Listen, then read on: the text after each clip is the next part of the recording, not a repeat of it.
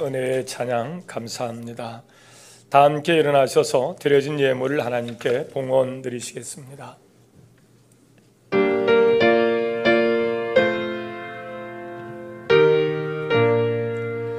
나의 하나님 받으소서. 주께 드리는 이 예물을 소리 높여 감사로 주께 드리네. 아멘.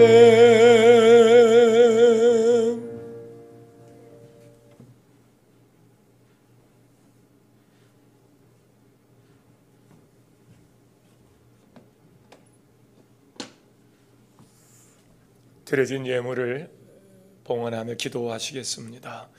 너희는 내가 오늘 너희에게 명하는 모든 명령을 지키라. 그리하면 너희가 강성할 것이요 너희가 건너가 차지할 땅에 들어가서 그것을 차지할 것이며 또 여호와께서 너희 조상들에게 맹세하여 그들과 그들의 후손에게 주리라고 하신 땅 곧 젖과 꿀이 흐른 땅에서 너희의 날이 장구하리라. 아멘.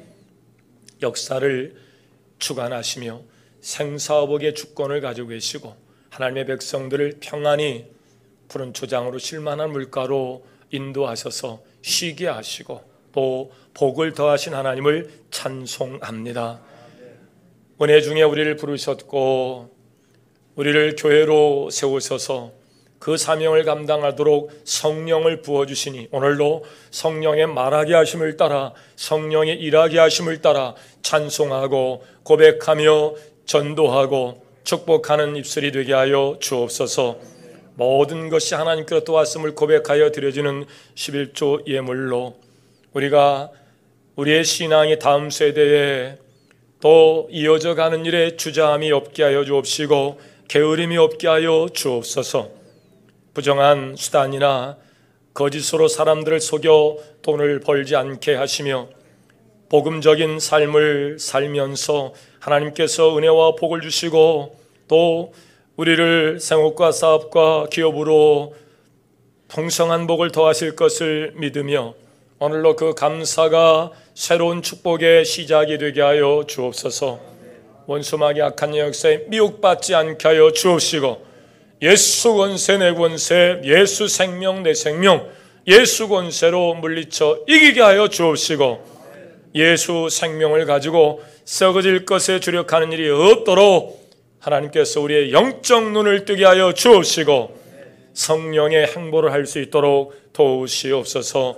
교회의 본질적 사명을 위하여 복음 나누는 일들과 또 고통받는 이웃들에게 나누고 섬기는 일들, 이 일에 교회가 각 기관마다 아버지께서 세우신 기관이 부흥 성장하게 하여 주옵시고 그로 인하여 하나님이 주시는 놀라운 축복 안에 감사요 또 감사를 찬송하게 하옵소서.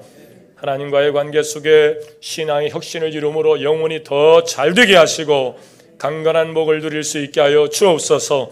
범사가 하나님 은혜 또한 풍성한 삶이 되게 하여 주옵소서. 선교적 사명을 위하여 선교하는 일들 또 구제하는 일들 또 여러 기관 헌신 사역마다 하나님께서 그 손을 붙잡아 일하시고 그 손으로 하는 일들이 도로 잘되게 하여 주옵소서.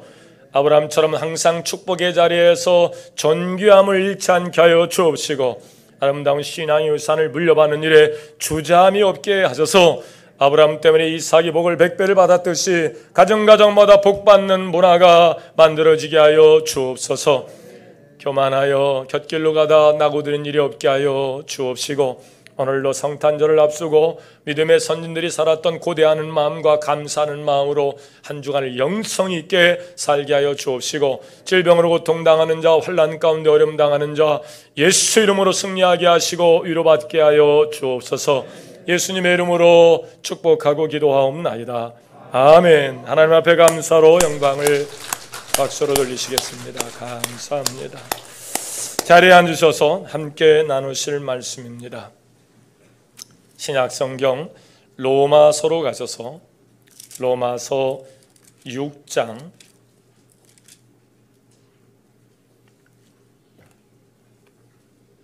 로마서 6장 12절에서 14절 말씀 찾으시는 대로 아멘해 가시죠. 12절에 14절까지 합독합니다. 그러므로 너희는 죄가 너희 죽을 몸을 지배하지 못하게 하여 몸의 사욕에 순종하지 말고 또한 너희 지체를 불의의 무기로 죄에게 내주지 말고 오직 너희 자신을 죽은 자 가운데서 다시 살아난 자 같이 하나님께 드리며 너희 지체를 의의 무기로 하나님께 드리라. 죄가 너희를 주장하지 못하리니 이는 너희가 법 아래에 있지 아니하고 은혜 아래에 있음이라. 아멘. 우리 옆 사람과 인사하겠습니다. 참 잘 오셨습니다. 예수 이름으로 승리하십시다.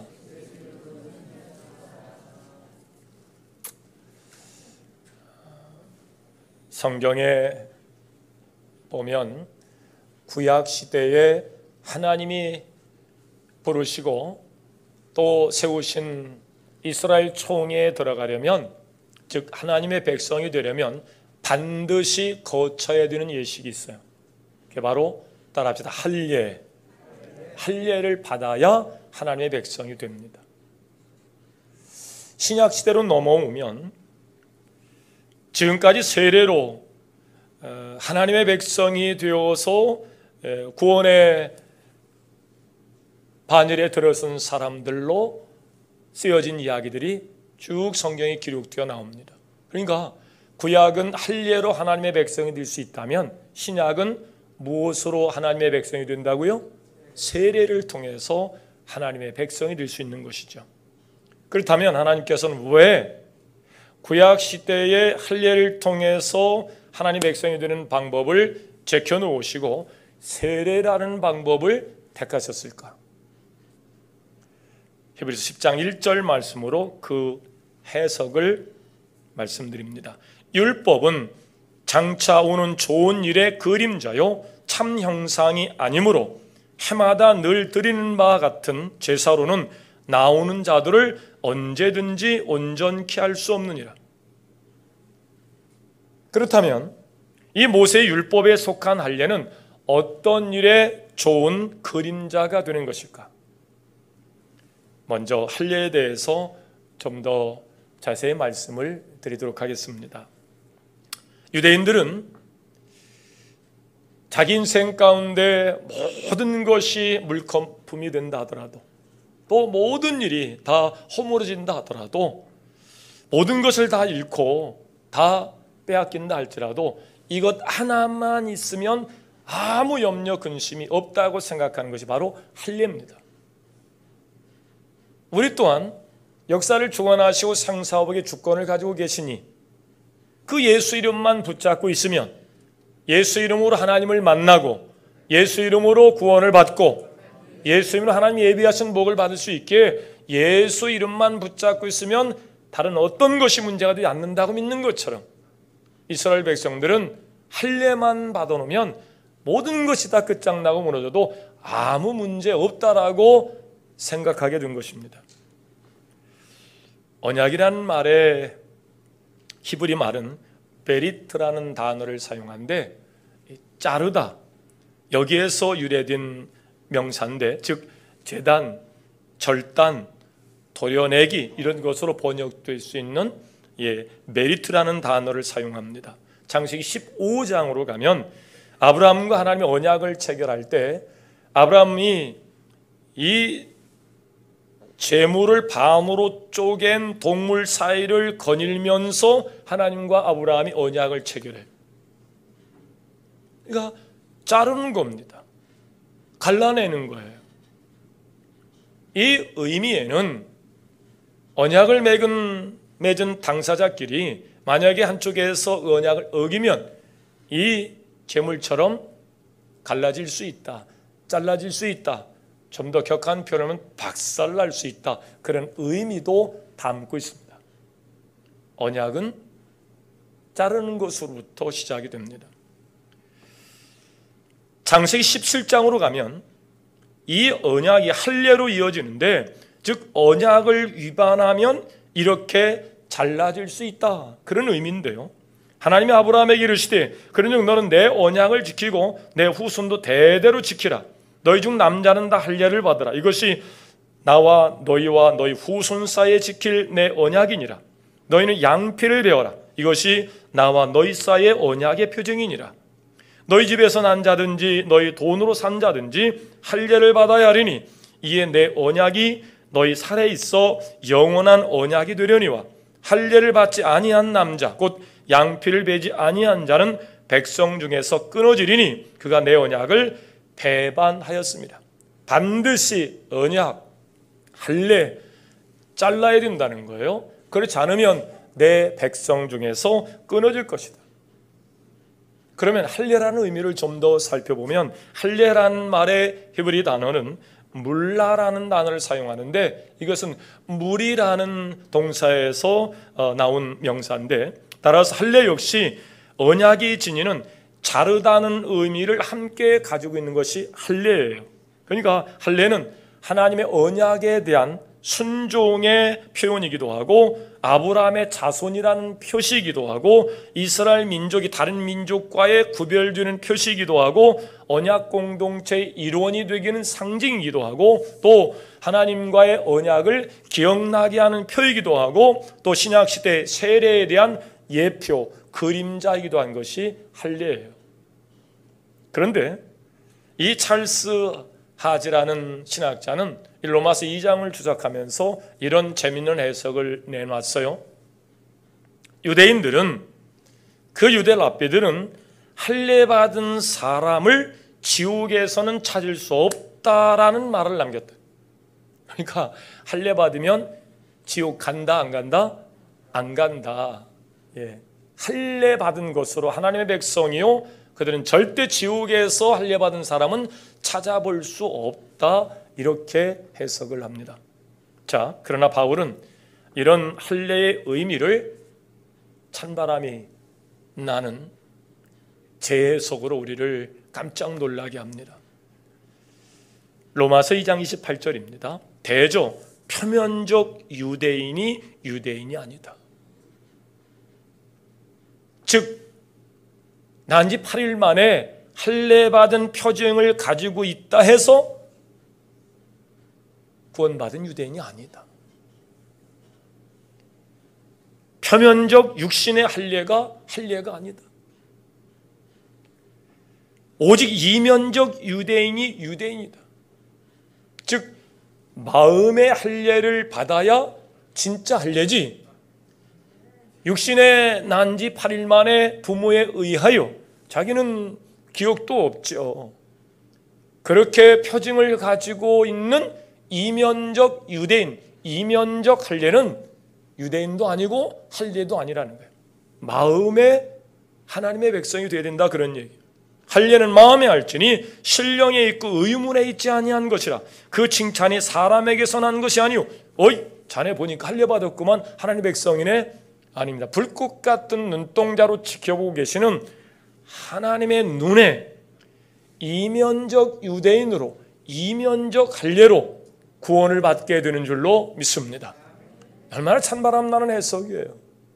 할례만 있으면, 그 증거만 있으면 유대인이요, 지옥에서 볼 수 없는 구원받을 백성이라고 그들은 여겼는데 바울은 아니다. 표면적 유대인이 유대인 아니다. 표면적 할례가 아니다. 이면적 내 안에 할례를 받아야 된다. 내 안에 중심으로 주님을 영접해야 하나님의 백성이지 표시를 가지고 그렇게 신분적으로 될 수 있는지 아니라는 거예요. 이 표면적 유대인은 유대인 혈통을 이어받는 유대 민족을 이야기하죠. 아버지가 구원받았다 그래서 내가 구원받는 것이 아니라는 거예요. 이스라엘 백성은 자연스럽게 어릴 적 난 지 8일 만에 혼자 할례를 받을 수 없겠죠. 부모가 믿으니까 부모에 의하여 할례를 받게 되죠. 이 표면적 유대인, 그 혈통으로 난 유대인들 아니다, 그거 유대인이라 볼 수 없다는 거예요. 바울은 이 표면적 유대인들의 과오를 똑똑히 알고 있습니다. 자기도 바로 히브리인 중에 히브리인이요, 유대인 중에 유대인이에요. 그런데 그가 다메섹에서 예수를 만나기 전에 그 가졌던 그 잘못된 자의식은 구원을 방해하는 요소가 되고 만 거예요. 하나님을 믿는다고 하지만 결국 성육신하신 하나님께 그들이 어떤 만행을 저질렀습니까? 이 땅에 그리스도로 오신, 구원자로 오신 예수 그리스도를 십자가에 매달아 죽이는 과오를 범하지 않았습니까? 그 이전에 혈통적으로 유대인이요, 할례받은 자로서 그렇게 교만하며 그렇게 자존감을 채워갔던 그들의 삶은 어땠습니까? 어느 순간 하나님 만나는 일을 번거롭게 여깁니다. 자기들의 죄 문제를 해결하기 위해서 반드시 성전 안에 가서 제물을 통해서 그 피로 피 흘림이 없이는 죄삼이 없다는 말씀을 주신 그 말씀을 가지고 자기들의 죄 문제를 흠없는 제물로 해결을 받아야 되는데 하나님 만나는 일을 번거롭게 여기기 시작합니다. 혈통적으로는 유대인이에요. 부모에 의해서 태어났으니까요. 예, 표면적으로 할례를 받았다고요. 그런데 어느 순간 그 마음 중심에서 하나님이 떠나기 시작합니다. 흠없는 제물로 하나님을 만나야 되는데 하나님 만난 일을 번겁게 여기는 사람들이 좋은 온전한 제물을 가지고 갔겠어요? 저는 거 병든 거 훔친 거 그거 가지고 어쩔 수 없이 제물이 필요한 시대니까 예수님 오시기 이전이니까요. 가지고 갑니다. 제장 입구에서 검열합니다. 야, 이렇게 흠 있는 놈 가지고 어떻게 너희 죄의 문제를 해결하겠다는 거야? 이거 안 돼. 아이, 저쪽에 다 얘기했어요. 그래? 그러면 들어가.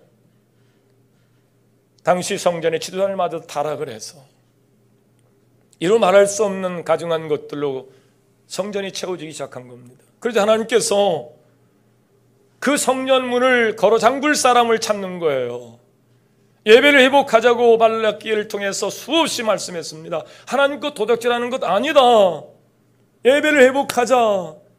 근데 그들이 그 말을 듣지 않아요. 그래서 하나님께서 그런 성전을 두면 둘수록 가증한 것들로 채워지는 구원이 없어요. 속이는 겁니다. 위선자들만 만들어내는 거예요. 그래서 하나님이 그 성전을 끝내는 문을 걸어 잠굽니다. 혈통적으로 유대인이에요. 난지 8일 만에 할례를 받았어요. 성전을 잃어버렸어요. 성전은 이방인들에게 빼앗겼고요. 불타 없어지고요. 어떤 선자도 어떤 말씀도 하나님은 하나님의 백성들, 즉 표면적 유대인, 혈통적으로 한 유대인, 표면적 할례를 받은 그들에게 하나님은 나타나지 않으셨습니다. 그들이 저질렀던 죄악의 역사를 알고 있는 바울이 이 말씀에 대한 해석을 이렇게 얘기한 겁니다. 표면적 유대인, 유대인이 아니요 표면적 육신의 할례가 할례가 아니니라. 오직 이면적 유대인이 유대인이며 할례는 마음에 할지니 신령에 있고 의문에 있지 아니한 것이라. 그 칭찬이 사람에게서 난 것이 아니오 다만 하나님에게서 난 것이니라. 할례 또한 몸에 하는 할례가 아닌 마음에 하는 할례가 하나님께서 기뻐하시는 할례가 되는 줄 믿으시길 바랍니다. 그렇다면 마음에 하는 할례가 뭘까? 골로새서 2장 11절 12절에 보면 또 그 안에서 너희가 손으로 하지 아니한 할례를 받았으니 곧 육적 몸을 받는 것이요 그리스도의 할례니라. 너희가 세례로 그리스도와 함께 장산받고 또 죽은 자들 가운데서 그를 일으키신 하나님의 역사를 믿음으로 말미암아 그 안에서 함께 일으키심을 받았느니라 라고 말씀하고 있어요. 사도 바울이 언급한 마음에 하는 할례, 그리스도의 할례로서 세례를 이야기합니다. 그래서 하나님은 이스라엘 백성들 구약시대에 그들에게 주어졌던 할례를 거두시고 바울이 말씀한 대로 마음의 할례를 받는 것, 내 마음에 하나님의 백성으로 영접하여 구원받는 세례를 통해서 우리를 구원해 가시는 줄로 믿습니다. 할례로 정결함을 받아 이방인과 구별을 둠으로 하나님의 백성들이 있었던 것과 세례로 영적으로 거듭나서 하나님의 자녀가 될 수 있는 것, 이 두 가지 해석이 이 할례와 세례의 공통적인 특징이라면, 그러나 이 두 예식이 이러한 공통적인 특징이 있다고 해서 할례와 세례가 병행할 수 있는 것은 아니에요. 할례는 그래서 이미 폐한 바 되었고 다시 하나님의 백성들에게 세례를 준 건데 왜 하나님은 할례를 폐하고 세례를 주셨을까? 그 이유는 할례가 가지고 있는 제한성이에요. 즉 할례는 하나님의 백성이 되는 방법이 반드시 할례를 받아야 됩니다. 할례를 받으면 지옥에서 찾아볼 수 없는 하나님의 백성이라는 자의식을 그들이 가지고 살았어요. 하나님의 백성이 되기엔 반드시 할례를 받아야 되는데 문제는 그들이 이 죄의 문제를, 지었던 죄의 문제를 해결할 수 있는, 모든 죄가 사함을 받을 수 있는 문제가 이 할례가 가지고 있는 제한성, 할례가 가지고 있는 문제예요. 구약의 할례식으로는 온전한 정결함을 받을 수 없다라는 것이 오늘의 본문의 말씀이에요.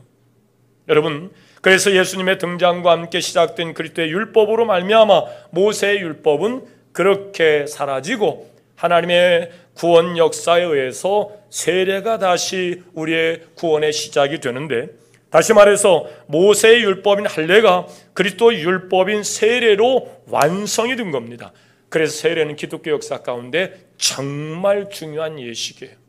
그래서 세례 없이 구원 없다, 이런 교리까지 만들어지게 된 겁니다. 다른 사람이 여러분을 기독교인지 아닌지 판별할 수 있는 방법이 뭘까요? 예수를 영접한지 안 했는지를 무엇으로 알 수 있을까요? 첫 번째, 어디 가나? 나 교회 가네? 교회 다니는구먼? 그러면 하나님의 백성인 줄 알아요. 두 번째, 이제 미션 스쿨에서 가끔 이야기합니다.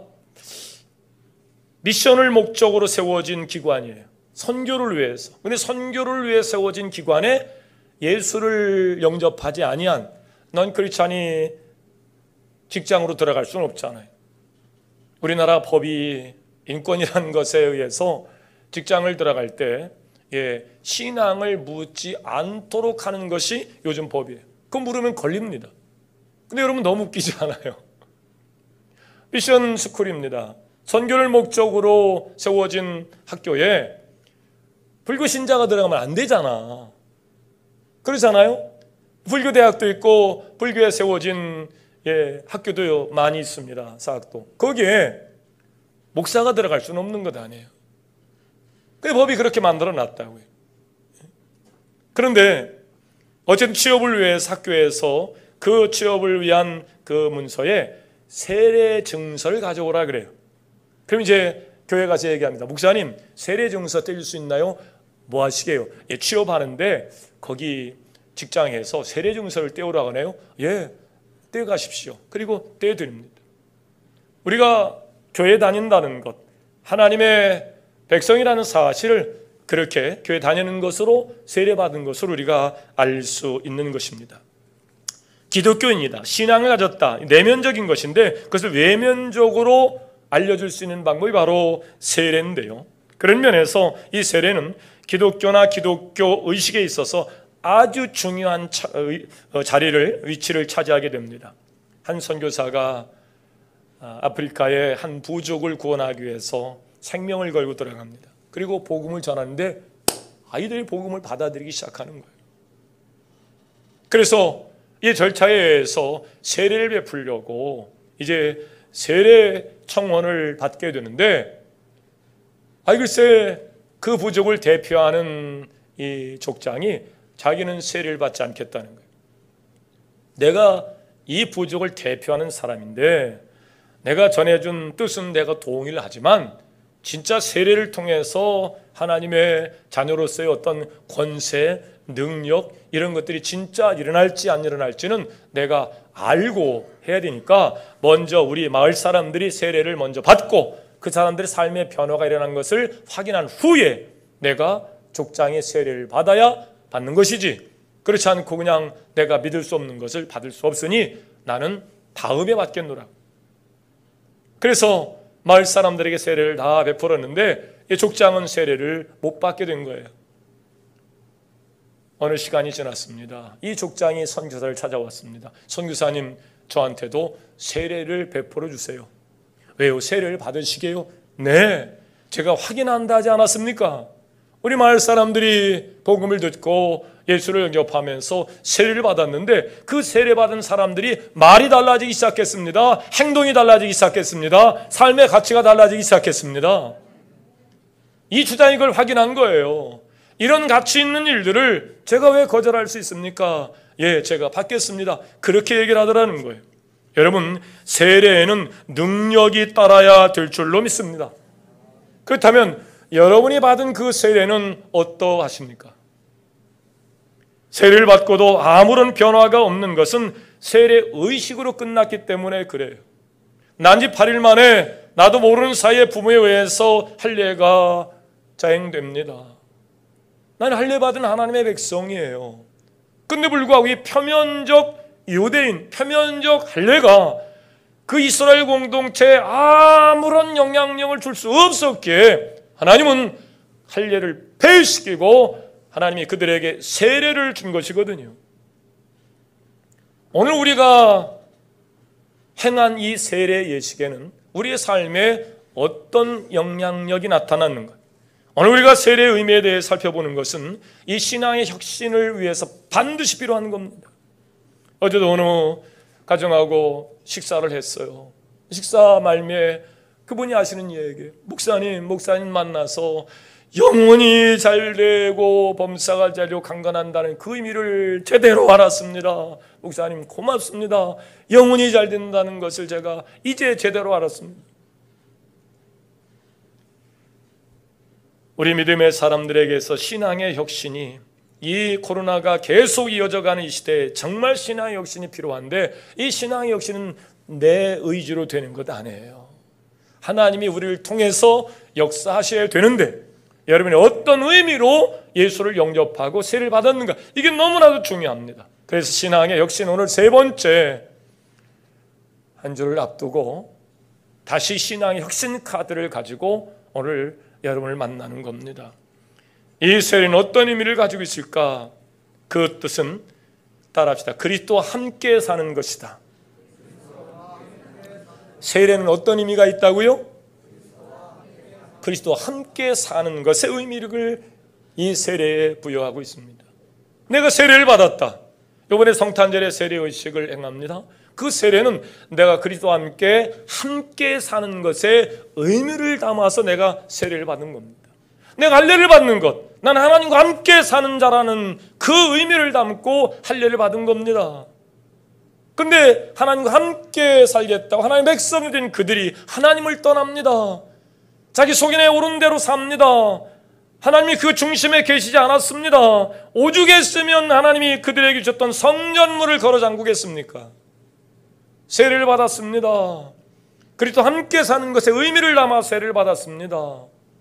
근데 그 세례가 억지로 받아야 된다니까, 받으라니까, 그래 밀려서 받은 것이라 그러면 아무런 의미가 없습니다. 표면적 유대인이요, 표면적 할례에 지나지 않는 세례, 그거 받아서 못하겠습니까? 오늘 봉독은 안 했습니다마는 6장 3절로 가셔서 3절 말씀을 함께 하시겠습니다. 세례의 핵심은 그리스도 합하여 세례를 받는 것이 그 특징적 의미를 갖게 되는데, 세례를 통해 그리스도와 합한다는 것이 무슨 뜻일까? 3절 시작. 무릇 그리스도 예수와 합하여 세례를 받은 우리는 그의 죽으심과 합하여 세례를 받은 줄 알지 못하느냐. 그리고 우리가 그리스도 합하여 세례를 받았다는 것, 그 그리스도와 합했다는 것에 결국 그와 함께 십자가를 지고 장사된다는 것, 이 그리스도와 함께 십자가를 지고 죽는 것에도 연합했다, 하나가 되었다, 합해졌다는 것을 모르느냐, 그 얘기예요. 그리스도와 함께하는 것은 좋은데 내 그리스도와 함께 십자가에 죽는 것은 아니라는 거예요. 이게 오늘날 잘못된 세례의 의미로 교회가 무너지는 까닭이 된 겁니다. 여러분, 노 크로스 노 크라운이에요. 십자가 없이 부활 없거든요. 근데 얼마나 많은 사람들이 십자가 없이 부활을 꿈꿉니다. 부활의 주님만 우리와 연합하고, 십자가를 지시는 주님은 그거는 주님이 하실 일이니까 주님이 십자가를 지세요. 나는 가만히 있다가 빼꼼하게 보고 있다가 부활의 주님만 모시고 싶어요. 오늘 3절 말씀은 이 삐뚤어진 생각을 교정하는 아주 중요한 확신적인 이야기입니다. 우리 그리스도 예수 합하여 세례를 받은 우리는 그의 죽으심과 합하여 세례를 받은 줄 알지 못하느냐. 연합이라는 말 자체가 하나가 되는 것을 의미하는데, 서로 다른 것이지만 합쳐져서 하나가 되는 거예요. 어찌 우리가 하나님과 우리가 하나가 될 수 있겠어요? 근데 이게 신비예요. 하나님과 우리가 연합해서 하나님의 백성으로서 새로운 삶의 시작이 세례를 통해서 시작이 되는 겁니다. 그 연합이 십자가에 함께 죽고 장사 지낸 것까지 하나가 되는 것을 알지 못하느냐, 그런 이야기입니다. 이렇게 세례의 의미는 그리스도와 연합이라는 측면이 있습니다. 성경에서 말씀하는 진리가 놀랍습니다. 그리스도께서 지신 십자가가 우리에게 구원의 효과를 갖는 이유가 뭘까? 아무리 예수께서 우리를 위해 십자가를 지셨다는 그 말이 이스라엘 공동체의 새로운 구원의 역사의 시작을 이루었지만, 그러나 어디까지나 예수님의 일이지 우리가 한 일이 아니잖아요. 그런데 성경은 이것이 우리에게 적용되도록 그 예수를 영접해서 예수와 함께 십자가에 못 박혀 장사 지낸 바 되었느니라. 즉 주님의 십자가가 나와 아무런 상관이 없는 사건이 아니고 나와 함께 지신 십자가 사건이라는 거예요. 세례는 바로 그런 의미에서 그리스도와 연합하는 것, 그리스도와 함께 사는 것의 의미를 담습니다. 나의 죄값을 치르신 예수님에게 연합하여 우리는 십자가에 함께 달리는 겁니다. 연합을 통해서 그리스도의 십자가의 대속이 나의 죄를 구속하는 것이 되는 겁니다. 여기서 합한다, 연합한다는 말의 중심에는 그래서 십자가가 빠질 수가 없어요. 피 흘림이 빠질 수가 없는 겁니다. 바울이 세례와 연결시키는 내용이 바로 그 십자가에 달리신 예수인데, 그래서 그의 죽으심과 합하여 세례를 받는 것과 3절 4절 그의 죽으심과 합하여 연합하는 것이라 이야기합니다. 뿐만 아닙니다. 4절 말씀 함께 합니다. 시작. 그러므로 우리가 그의 죽으심과 합하여 세례를 받음으로 그와 함께 장사되었나니 이는 아버지의 영광으로 말미암아 그리스도를 죽은 자 가운데서 살리심과 같이 우리로 또한 새 생명 가운데서 행하게 하려 하심이라. 십자가 사건 없이 부활이 없다니까요. 십자가가 우리와 아무런 상관이 없는 것이 아니고 그리스도와 연합해서 그리스도의 지신 십자가를 함께 졌고 십자가에 못 박혀 함께 장사되는 것으로 여러분이 그리스도와 함께 연합된 것을 믿으시길 바랍니다. 그 십자가가 부활과 만나는 거예요. 십자가 없이 부활을 이야기할 수 없어요. 성경에서 말하는 이 놀라운 진리가 놀랍지 않습니까? 나의 죄값을 치르신 예수님에게 연합해서 우리가 십자가에 달리는 거예요. 뿐만 아닙니다. 십자가와 부활은 떨어져 있는 것이 아니고 부활이 없는 십자가는 절망뿐이에요. 이스라엘 백성은 대속죄일에 온 회중들이 한자리에 모입니다. 그리고 대장이 양을 잡아 단사면에 뿌리고 성소를 거쳐서 지성소로 들어갑니다. 하나님을 만나는 거예요. 그 하나님의 영광은요, 죄를 가지고는 만날 수 없는, 그래서 하나님을 본 자는 죽을 수밖에 없는 자리에 대상 이스라엘 백성이 죄의 문제를 그 보따리를 짊어지고 지성소에 들어가요. 이 땅에 대상으로 오신 예수가 우리의 모든 인류의 죄악을 걸머지고 하나님께로 나아가는 것과 같습니다. 근데 밖에는 회중들이 모여있고 지성소에 들어간 대장이 줄에 어긋남이 있거나 부정한 것이 있으면 대장이 지성소에서 죽고 못 나오는 거예요. 그래서 대장은 항상 이 특이한 옷을 입는데 그 에봇의 밑에는 방울이 달려 있어요. 그래서 바깥에 소리를 듣는 겁니다. 지성소에 들어간 대장이 아직 살아있나 죽었나 딸랑딸랑 소리가 나면 의식을 행하는 것이고 턱 쓰러져서 소리가 안 나면 갈고리로 끄집어냅니다. 회중들의 죄는 용서를 받았을까요? 못 받았을까요? 용서 당연히 못 받죠. 대장이 그를 대표해서 갔다가 죽었는데 어떻게 죄를 용서받을 수 있겠어요? 다시 새로운 규례를 세워서 새로운 제사장을 세워서 지성소에 보냅니다.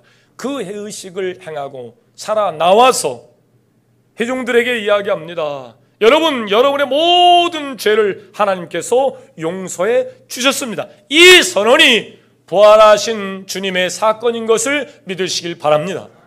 주님의 부활이 없다면 우리의 지은 죄가 용서를 받다는 사실을 확인할 방법이 없는데 주님은 부활하셔서 부활의 첫 열매가 되셔서 우리의 모든 죄가 사해졌음을, 우리에게 영생이 있음을 말씀하신 사건이 예수의 부활 사건인데, 이 부활 사건에 참여할 수 있는 사람은 예수와 연합해서 예수와 함께 십자가에 못 박혀 장사된 자만이 이 부활 사건에 참여하는 것임을 믿으시길 바랍니다. 그렇게 세례라는 것은 바로 그렇게 연합하는 거예요. 예수와 연합해서 십자가에서 장사 지낸 바 되는 일에 연합하고, 그래서 부활의 첫 열매가 되신 그 부활 사건에 우리도 함께 참여한 자가 될 수 있다, 그런 이야기입니다. 십자가 부활은 따로 떨어져 생각할 수 없는 것이에요. 부활이 없는 십자가는 절망이라고 그랬죠. 반대로 십자가 없는 부활은 환상이에요. 의미가 없어요. 아무것도 없는 일들을 가지고 그럴싸하게 꾸며내는 이런 종교성에 만들어진 종교는 의미가 없습니다. 십자가와 부활이 하나가 될 때 죄인을 구원하신 하나님 놀라운 역사가 일어나는 줄로 믿습니다. 오늘 말씀 그대로예요. 죽으심과 연합하여 세례를 받았기 때문에 그와 함께 장사되었다가 함께 살아나는 것이라는 거예요. 여러분, 예수와 함께 십자가에서 여러분의 모든 죄가 더럽고 추한 것들이 예수의 십자가에 함께 연합하여 묶여 버려질 수 있기를, 장사 지낸 받을 수 있기를 주의 이름으로 축원합니다. 그때 그 세례가 의미가 있는 거예요. 하나님 나와 함께 하심에 대한 의미만 찾고 십자가에서 그 죄의 문제가 완전히 해결되는 일에는 나는 그건 예수의 일이고 나와는 상관이 없는 일이야. 아닙니다. 그건 표면적 유대인, 표면적 할례를 받은 사람과 똑같습니다. 아무런 의미가 없습니다. 오히려 세월을 허비하고 인생을 낭비하고 고순들에게 저주의 벌 그대로 물려주는 삶입니다. 그렇게 가르쳐서는 안 됩니다. 그렇게 살아서는 안 됩니다. 그리스도와 연합해서 함께 십자가를 지시고 그리스도의 부활에 그 부활 생명을 가지고 생명이 있어야 싹이 나고 꽃이 피고 열매를 맺지요. 그래서 이 주장이, 이 족장이 언어가 달라지고 행동이 달라지고 삶의 가치가 달라진 그들의 모습을 보고 나도 세례를 받겠다고 자원한 것처럼 여러분의 모습을 보고 세례가 자원될 수 있기를 주의 이름으로 축원합니다. 그리스도의 십자가 부활은 나에게 그대로 적용됩니다. 그러면 우리가 죄에서 벗어나서 의롭다함을 얻게 되는 거예요. 맨날 죄의식을 가지고 전전긍긍하고 불안, 염려, 초조, 근심의 문제를 가지고 괴로워하고 절망하고, 이게 십자가에서 죽지 않았기 때문에 그래요. No cross, no crown. 죽지 않으면 부활이 없어요. 예수 그리스도와 연합하셔서 십자가에서 모든 것을 매달아 죽고 다시 부활하는 역사로 새 생명을 가지고 여러분 절망과 저주와 고통의 삶 속에서 예수가 이 땅 2000년 전에 오십니다. 예수 오신 이전 역사를 before Christ, BC라고 표현합니다. 예수 오신 이후의 지금의 시대를 우리가 AD라고 표현, 아누도미, In the year of our Lord. 우리 주님의 시대라는 거예요. 주님이 오시기 이전에는 어둠과 절망과 저주와 고통과 혼란이었습니다. 그러니까 주님이 오심으로 어둠은 빛으로, 절망은 소망으로, 저주는 축복으로 바뀌게 된 줄로 믿습니다. 그 사건이 십자가 사건이에요. 예수와 연합되어서 함께 십자가에 못 박혀 죽은 후에 예수 생명으로 우리가 영생을 얻게 되는 것이죠. 부활의 첫 열매가 되신 예수 이름으로 삶의 통성함을 경험하게 되는 겁니다. 그렇습니다. 더 이상 사망이 우리를 주장하지 못하도록, 여기 중요한 죄, 사망, 의로움, 이 단어들은 기독교 핵심을 설명하는 일인데 인간이 죄이기 때문에 사망이 일 수밖에 없죠. 그런데 이 죄와 사망의 문제를 완전히 해결하시고 생명 곧 의를 우리에게 주신 예수 그리스도, 그분과 함께 살아가는, 연합하는 여러분의 삶이 될 수 있기를 주의 이름으로 축원합니다. 세례는 그렇게 중요해요. 마음의 할례가 그렇게 중요하다고요. 세례 그 자체가 죄를 사해 주는 것은 아닙니다. 구원의 조건도 아닙니다. 그러나 세례가 의미하고 있는 것이 바로 구원이기 때문에 우리는 세례를 너무나 중요하게 생각해야 돼요. 억지로 받으라니까 받고 그냥 머리 좀 밀고 성수 뿌려서 그런 의미가 없어요. 나와 상관이 없이 부모가 난 지 8일 만에 할례를 행한 걸 가지고 나보고 어떡하라는 거야.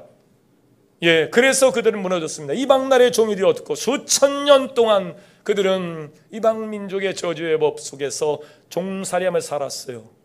이제는 여러분이 누구에 의하여 세례를 받는 것이 아니고 자원하여 그리스도와 연합하여 그리스도와 함께 장사 지낸 바 되었다가 다시 부활하신 주님의 생명으로 영생을 누릴 수 있게 되기를 주의 이름으로 축원합니다. 바로 세례는 그렇게 그리스도와 함께 살아가는 의미로 신앙의 혁신을 만들어낼 수 있습니다. 예, 다시 묻습니다. 여러분은 크리스찬이십니까? 다시 대답하세요. 여러분은 크리스찬 맞습니까? 무엇으로 여러분이 크리스찬임을, 즉 예수 믿고 구원받고 영생을 얻을 자라는 사실을 증명하시겠습니까? 아직도 주보를 가지고, 아직도 세례 증서 가지고 나 교회 다녀, 나 세례 받았어, 그거 가지고 증명하려 하십니까? 그리스도와 함께 살아가는 것으로 여러분 신자임을 증명해가는 삶이 될 수 있기를 주의 이름으로 축원합니다. 축원합니다. 기도하겠습니다. 참 좋으신 하나님, 오늘 신앙의 혁신을 다짐하기 위해 세 번째, 그리스도와 함께 살아가는 자로 신앙의 혁신을 다짐합니다. 세례는 받았지만 그리스도를 모신 적이 없고 십자가에서 함께 죽은 적도 없는 자가 어떻게 함께 부활 생명으로 나올 수가 있겠습니까? 그리스도와 연합한 자로 살게 하옵소서. 그리스도와 십자가에 함께 지고 장사 지는 바 되었다가 부활의 첫 열매가 되신 예수와 함께 영생을 누리는 자로 예수 생명 내 생명, 그 예수 생명은 영생에 이르고 그 생명을 하는 일에 꽃이 피고 열매가 맺는 것으로 풍성함을 경험하며 이 땅에서 하나님 영상을 회복하는 일에 그래 그리스도 함께 살아가는 자가 되게 하여 주옵소서. 예수님의 이름으로 기도하옵나이다. 이제 여러분 다짐할 차례입니다. 다짐하고 결단하는 시간을 갖습니다. 내가 그리스도와 연합한 자로 사는가? 표면적 유대인, 표면적 할례자는 아닌가? 이면적 유대인, 마음의 할례를 받는 것이 하나님의 백성이라 했는데 세례를 받는 의식에만 치우치고 그래도 함께 살았던 지난 날들의 삶이 우리 가운데 있었는가? 다시 한번 내가 무엇으로 신자임을 증명할 수 있는가? 세례 증서 가지고 주보 가지고 내가 신자임을 증명하려는 어리석음에 아직도 빠져 있는가? 오늘 성탄절을 앞두고 신앙의 혁신을 다짐했던 지난 한 해를 되돌아보면서 오늘 신자로서의 향기가, 신자로서의 능력이 우리 가운데 일어난 일을 위하여 여러분 다짐하십시오. 내가 그리스도와 연합하는 이 세례의 의식을 통해서 그리스도 함께 살아가는 자로 살겠습니다. 그리스도와 함께 사는 자가 되겠습니다. 여러분의 이 다짐을 하나님께서 기뻐하십니다. 다 함께 일어나셔서 결단의 찬송을 함께 드리십니다.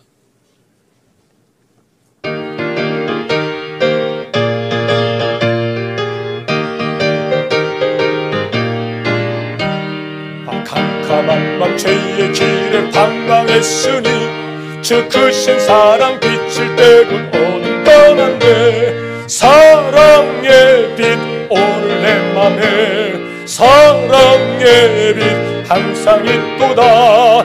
내가 예수 믿고 죄진 벗으루 다시 내가 예수 믿고 죄진 벗으루 다시 내가 예수 믿고 죄진 벗으루 마음속에 항상 그 빛이 또다. 아멘. 위탁의 말씀입니다.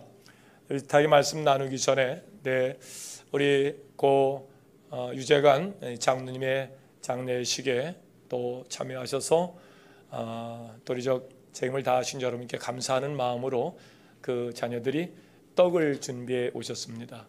예, 하나씩 가지고 가시면서 그 유재관 장로님이 교회에 남긴, 가정에 남긴 그 유지를 또 잘 받을 수 있는 그런 다짐이 있었으면 좋겠습니다. 함께 말씀 나눕니다. 성도의 사명은 무엇입니까? 땅 끝까지 이르러 복음의 증인이 되십시오. 지금은 우리를 죄에서 구원하신 예수 그리스도의 은혜와 하나님 아버지 극진하신 사랑하심과 성령님의 감화, 감동, 내주 긍휼하심의 특별한 은총이 무엇으로 신앙의 혁신을 이룰 것인가? 오늘 새해를 앞둔 성탄절을 앞둔 강림절의 영성으로 그리스도 함께 살아가는 자로 결심을 합니다.